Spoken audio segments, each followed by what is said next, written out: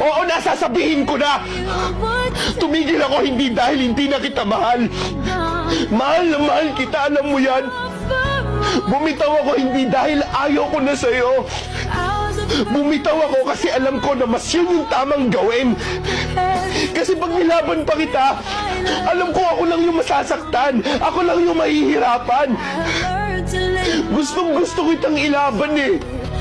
Pero alam ko na kahit anong laban ko, hindi pa rin ako yung pipiliin mo. Kaya kahit sobrang sakit, mas pipiliin ko na lang na tumigil. Kasi yun lang ang alam ko na tanging paraan para maging malaya kang mahalin siya.